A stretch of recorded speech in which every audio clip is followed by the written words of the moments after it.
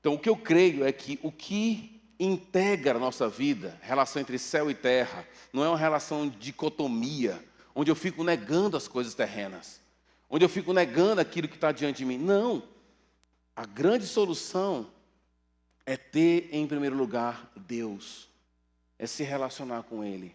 Por isso que a ética cristã, em essência, ela é relacional. Tudo começa lá, na sua relação com Deus. É se relacionando com Deus e tendo Ele em primeiro lugar, amando em primeiro lugar e com toda a sua força, que o restante vai ser devidamente tratado. Porque a grande luta da gente, repito, não é pelo segundo lugar, não é pelo terceiro lugar. A nossa grande luta é pelo primeiro lugar. Essa é a grande questão. A pergunta que você tem que fazer é exatamente essa: quem eu amo? A gente vive uma época onde você tem marcas muito fortes de dependência emocional na turma, né? A turma é muito dependente emocional. Então você vai ter relacionamentos que a pessoa diz assim: você me ama mesmo? Aquelas perguntas, né? Será que você gosta de mim mesmo? Assim, se você realmente quer um relacionamento saudável, se preocupe se aquele que está com você ama mais a Deus, tá? Não você. Se ele amar você mais do que a Deus, ele vai ficar insuportável. Entendeu? Ninguém aguenta. Você tem filho que não aguenta pai. Entendeu? Porque o pai ama o filho mais do que todas as coisas. Aí tem hora que o filho é assim: eu não aguento isso mais. Porque ninguém tem estrutura para ser adorado. O que você quer? O que o bebê quer? Não é o que quer. A regra deveria ser: é isso que tem. Te vira com o que tem.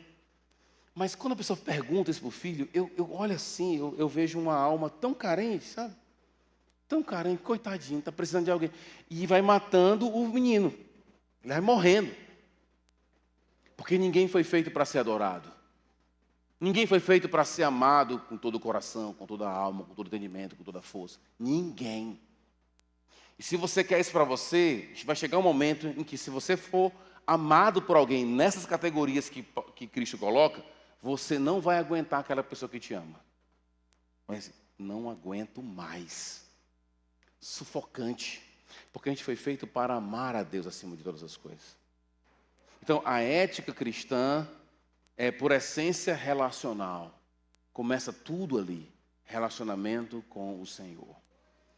Amém. Então vamos aqui para algumas considerações, algumas aplicações que eu trouxe para vocês.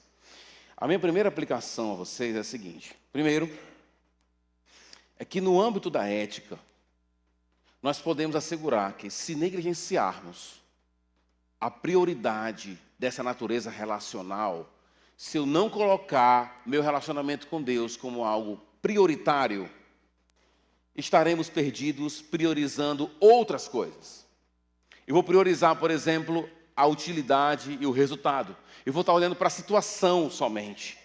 Eu estou só olhando para: será que isso vai dar certo? Será que isso funciona? Será que vai dar certo para mim? Muitas vezes, se você tirar Deus da jogada, na hora de tomar uma decisão, a sua pergunta é: será que eu vou ganhar mais? Será que eu vou me dar bem nessa história toda? Entendeu? Você vai tirar Deus e vai colocar uma questão funcional. E é isso que vai te levar para o buraco. Porque a ética cristã, muitas vezes, nós somos convidados a fazer coisas que não fazem muito sentido, às vezes. É por isso que, às vezes, eu tenho dificuldade com algumas pessoas que dizem assim: eu vou fazer isso porque isso faz sentido. E quando não fizer sentido?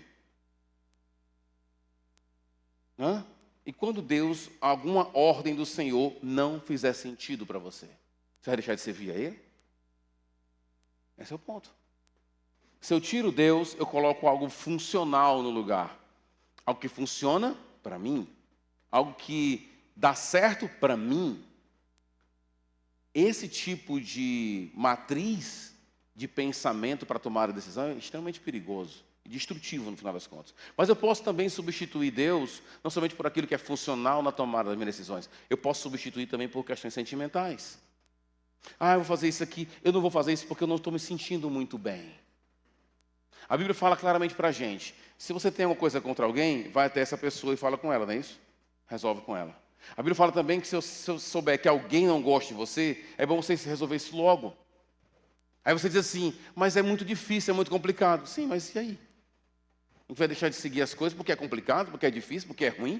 Se você não coloca Deus no centro do seu relacionamento, você vai colocar ou aquilo que funciona, que é pragmático, ou você vai colocar seus sentimentos no lugar. Ele vai reger a sua vida. Isso é muito complicado, turma. Porque você vai se ver tomando decisões basicamente pelo que você sente. E vamos e venhamos e convenhamos. Vamos ser aqui bem honestos. Vamos ser sensatos assim. Se você é um ser humano normal, você sabe muito bem que você já errou muito na sua vida. Amém? Errou. Como é que você confia em você? Você confia em você? É sério que você confia em você? Essencialmente, fé em Romanos 4 é uma declaração de incompetência. Eu creio porque eu não posso. Eu creio porque não dá para mim. Então, um cristão, ele não confia nele. Mas se você não coloca Deus acima de tudo, e essa relação com Deus acima de tudo, o que vai acontecer? Você vai colocar seus sentimentos no lugar. A briga sempre é pelo primeiro lugar, nunca pelo segundo lugar. Então, na hora que você tomar uma decisão, a pergunta é o seu sentimento que está falando mais alto? É porque funciona? É porque Deus quer. É por amor a Ele. É porque eu quero fazer o bem. Não é só porque, nem só porque eu quero fazer o bem. É porque eu quero adorá-lo. Eu quero agradar uma pessoa só. Só uma. Mais ninguém. No processo de querer e viver esse amor com toda a minha força, eu vou amar o próximo. Inclusive, sou capacitado a dizer não para o próximo. Em amor. Eu vou colocar os meus sentimentos, eu vou colocar as questões práticas, e eu vou colocar, às vezes, até as questões morais na frente. Não vale. Embora as questões morais sejam valiosas, o que faz, o que não faz, as regras de Deus, via de regra, não se apresentarão impassíveis, nem se contentarão com a medalha de prata, lutarão para assumir a dianteira, o que infelizmente acontece. Seja questões morais, seja sentimentais, sejam pragmáticas, ninguém se contenta com a medalha de prata, todo mundo vai querer a medalha de ouro. Essa que é a verdade. Então a nossa luta ética primeiro é manter essa carga pessoal, entendendo que nossas decisões devem ser feitas diante de uma pessoa. Não somente diante de uma ideia, de um conceito, de algo abstrato, de uma lógica, mas diante de uma pessoa. Segundo, minha segunda aplicação tem a ver com Lucas capítulo 14. Lembra que eu falei para vocês ontem do Bonhoeffer, né? Falei hoje também, não foi? Sempre estou falando dele. Eu gosto muito desse autor. Ele tem um livro chamado Discipulado. E nesse livro ele vai analisar várias passagens, mas uma delas é Lucas capítulo 14. Para quem não lembra de Lucas capítulo 14, é aquele texto onde tem uma grande multidão. E aí Cristo, então, em contraposição à grande multidão, ele vai dizer assim, olha, aquele que ama mais a mãe, o pai, e aí começa a dar nomes de pessoas próximas, familiares, mais do que a mim, não pode ser meu discípulo. Essa é a declaração de Jesus Cristo. À luz disso, o Bonhoeffer diz uma coisa magnífica. Porque o ponto de Jesus é o seguinte, vocês têm que viver a vida onde eu sou o maior valor. Novamente, o ponto é quem é o primeiro. Olha o que o Bonhoeffer vai dizer. Ele vai dizer assim, ó, que Jesus, ele quer ser mediador. E tudo deve se processar através dele. Observa cada palavra que ele vai dizer. Ó, ele é o mediador. E isso não somente entre Deus e os seres humanos. Não é que ele está sendo mediador entre você e Deus. Ele vai dizer, mas também entre o ser humano e outro ser humano. E mais, entre o ser humano e a realidade. Olha o que o Bonhoeffer vai dizer. Já não existe para os seus discípulos quaisquer relações imediatas, naturais, históricas ou empíricas. O que o Bonhoeffer está dizendo? Eu não me relaciono mais com esse copo de maneira direta. Eu não me relaciono mais com esse livro de maneira indireta. Direta. Ou com esse computador de maneira direta. Eu não me relaciono com a realidade de maneira direta. Eu me relaciono com tudo mediado por uma pessoa. Entendeu? Essa é a questão. Essencialmente, ética é você viver diante de uma pessoa. Cristo está dizendo o seguinte: se você quer ser meu discípulo, a realidade tem que ser vista através de mim. A minha vida, as minhas palavras, a minha vida e tudo que eu fiz por você, o poder da ressurreição, a morte, tudo aquilo tem que ser levado em conta como um tipo de lente, ou um tipo de lente que eu leio toda a realidade. Essa é que é a ideia. E quando você vai para o apóstolo Paulo, o que ele faz? Ele vai apontar para a cruz para a gente e dizer assim: olha, isso aqui é a nossa maneira de amar. Geralmente a gente usa o texto de Efésios capítulo 5 para falar do papel da mulher e do homem, não é isso? É um tema bem polêmico. Quando chega no homem, diz que o homem tem que amar a mulher, assim como Cristo amou a igreja e se entregou por ela. Está vendo? Você tem que me amar como Cristo amou a igreja, blá, blá, blá, blá, blá. Leia o versículo 1 do mesmo capítulo, onde Paulo vai dizer para a gente que esse modelo não é só para o homem em relação à mulher. É para a mulher em relação a qualquer outra pessoa. Essa é a única forma de amar. Não só do homem, mas da mulher, das crianças, todo mundo. Essa é a forma de amar, porque é assim que Jesus fez. Ele se entregou. E não é que ele nos deu um presente. Ele se doou. Ele é o nosso padrão de vida e comportamento. Tudo começa numa relação pessoal, relacional. Ou seja, eu não consigo mais ver a vida se não for por meio dele. Então, hoje a gente fez um momento de perguntas e respostas aqui. Algumas perguntas, se eu estivesse diante da pessoa que fez a pergunta, eu faria para ela assim: o que você quer? O que você deseja? Qual é o seu maior desejo diante de Deus? Quem você quer agradar no final das contas? Entendeu? Traga sempre para você, ou na lida com outras pessoas, uma carga pessoal e relacional para as decisões éticas. Eu tenho outra aplicação ainda. E aqui vem da história de um autor que eu gosto muito. Teve também seus vacilos, mas eu acho que ele acertou nesse ponto aqui. Eu vou falar aqui de um autor que eu gosto, que é o Eugene Peterson. Ele é autor traduziu aquela Bíblia chamada Mensagem, que é uma paráfrase. O Eugene Peterson, durante um tempo da vida dele, ele foi convidado a ajudar pessoas com problemas psicológicos.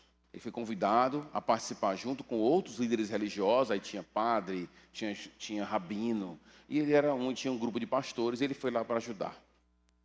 Tá? E olha o que o biógrafo dele diz sobre esse momento da vida do Eugene Peterson. Ele vai dizer assim: Peterson começou a observar dentro de si um complexo latente de Messias. O que é isso? O que é o cara que quer ser? O cara que quer resolver tudo. Um complexo de Messias é o cara que é o super-herói. Deixa que eu resolvo. Deixa comigo. Eu tenho a solução. Ok.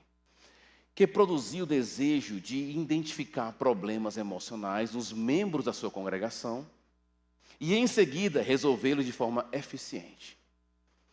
O seu problema é esse. Dava um nome para o problema e resolvia trazendo a solução. Ok? Essas experiências ensinaram Eugene a dar o valor à psiquiatria e à terapia. Mas ele teve que lidar com algumas dificuldades ao perceber que era pastor e não terapeuta. Aqueles 2 anos de encontro às terças, é aqui ele dizendo, Eugene, deixaram claro o que eu não era. Eugene Peterson entendeu. A ideia não era tratar os outros primeiramente como se fossem problemas. A ideia era chamá-los a adorar a Deus. Eugene Peterson entendeu que ele estava querendo ser o cara que resolvia todas as coisas, quando ele como pastor deveria levar aquelas pessoas para onde? para a face de Deus. Em um dos momentos da biografia dele, uma mulher que ele não sabia o que fazer com ela, ele não sabia dizer o que a mulher entendia, ele não entendia, ele não era um estudioso da mentalidade humana, não era um psiquiatra e tudo mais, então ele não entendia algumas coisas, e ele ficou meio, muitas vezes, sem conseguir fazer alguma coisa. E no segundo encontro com essa mulher, um mês depois, ele disse que se encontrou com ela disse para ele só assim, me ajuda a orar. Foi na hora que ele entendeu, meu Deus, eu podia só ter feito isso. Eu poderia só ter levado ela para a face de Deus, para estar diante de Deus. Muitos dos nossos dilemas éticos são resolvidos diante da face dele. Às vezes você tem uma pergunta, será que é isso? Aí você fica no campo abstrato, usando lógica, usando uma série de coisas. Meu irmão, faz o seguinte, se encontra com ele para tu ver. Busca a face dele. Busca um canto para você orar. E lá naquele canto você vai cantar. Muita coisa vai acontecer. E muitos questionamentos vão desaparecer. Ética, antes de tudo. E primeiramente, é relacional. É fazer algo diante de alguém. Quem você quer agradar? Por quem você vive? Diante de quem você está? Esses são os questionamentos mais importantes que vão preceder muitas das suas decisões. Entenda uma coisa, que é diante do nosso Deus que muitas coisas são resolvidas. Eu tenho várias histórias pessoais que me ajudaram na minha caminhada. Eu me lembro, e eu gosto de contar isso porque é uma coisa legal, uma coisa positiva. Não começou bem, mas terminou bem, né? Então, eu me lembro que tinha um irmão da nossa igreja, um irmão muito precioso, muito amado. Eu tive um problema com esse irmão. A gente entrou em conflito. E eu me lembro que ele me procurou depois, disse, pastor, eu errei com o senhor e tal. Eu disse, tudo bem, irmão. Eu disse, tudo bem, aqui, tudo bem. E aqui, não estava bem. E aquilo, e você sabe, o coração ele não para, né? Literalmente. E o nosso interior, se algo ruim está aqui, não se preocupe, vai piorar. Se você não resolver isso logo. Interessante. Aí, na minha casa, perto da minha casa tem um canal assim, eu gostava de caminhar. Hoje faz tempo que eu não caminho lá. Mas a minha caminhada, muitas vezes, não era visando somente a questão física. Caminhada para mim era oração. Entendeu? Enquanto eu caminhava, eu orava. Tipo, andar de moto para mim é oração. Quando eu ando de moto, vou para algum lugar, eu vou orando. Meu capacete às vezes já ficou muito encharcado. Entendeu? Perigo, né? Você pode morrer, né? Negócio. Emocionado e tudo dentro, mas muitas vezes eu tomei decisões andando de moto, tomei decisões nas minhas caminhadas. Em todas elas foram encontros com Deus. E decisões importantes foram tomadas. Voltando para o irmão e meu coração amargurado. Durante a minha caminhada, Deus foi me mostrando, em oração, tudo que aquele irmão fez de bom para mim. Eu estou na minha igreja há 21 anos. E ele está lá há 21 anos. Aí veio aquele filmezão assim. Ele fez isso. Ele estava contigo aqui. E eu queria lembrar disso? Eu queria lembrar disso? Não. Eu queria lembrar das coisas ruins dele. Estava com raiva dele, entendeu? Eu queria lembrar daquele, mas ele... E Deus, ele fez isso. Ele fez isso. Ele fez isso. No final das contas, Deus estava dizendo, você não deveria estar com raiva dele. Você deveria ser grato a ele. Não deveria ser de procurar ele e dizer assim, muito obrigado. Quando nós temos questionamentos, às vezes, a gente quer abstrair. Guarda isso. Você quer tomar uma decisão, você quer abstrair, você quer, como a gente falou hoje à tarde, você quer ser na preguiça, você quer uma resposta imediata. Você nem orou ainda, meu irmão. Você nem orou, já quer uma resposta. Como assim, cara? Às vezes eu estou lá em casa com a dor nas costas, dor de cabelo, alguma coisa assim, aí eu faço esse comentário, não estou legal não. Aí minha mãe diz assim, tomou um remédio e tal, eu disse, a senhora já orou por mim? Nem orou ainda, crente. Então, às vezes, a galera quer tomar a decisão sem nem ter se encontrado com Deus. quando tudo começa lá. É diante dele que você vive. É a ele que você quer agradar. Então fala com ele. Muitas questões éticas seriam resolvidas se nós levássemos para o trono de Deus. Nossos corações derramados diante de Deus. E aí você, muitas vezes, ia concluir assim: eu estou certo, mas não vale a pena estar certo agora e lutar pelo que eu estou certo. Vale a pena, na verdade, diante do meu Senhor, amar aquele irmão, mesmo estando certo e ele estando errado. Muitas decisões éticas seriam resolvidas assim. Não é que a ética cristã é relacional ou pessoal. Ela é primeiramente relacional. Nós vivemos um lugar sagrado. E Deus criou esse lugar para estabelecer um encontro. Todas as suas ansiedades, desejos, tudo aquilo que seu coração tanto almeja, tudo aquilo que vem no seu coração quando você está numa paisagem muito bonita, sobe uma montanha e as nuvens ficam debaixo dos teus pés. Ou quando você experimenta uma comida maravilhosa. O seu coração está sempre ali, pulsando, para você personificar aquilo. Entendeu? Uma música.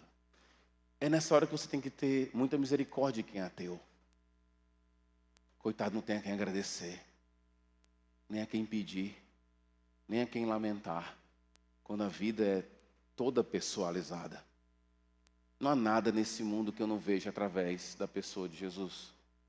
Ser discípulo de Jesus não é enxergar o outro através de Jesus, é enxergar todo o mundo e toda a realidade através dele.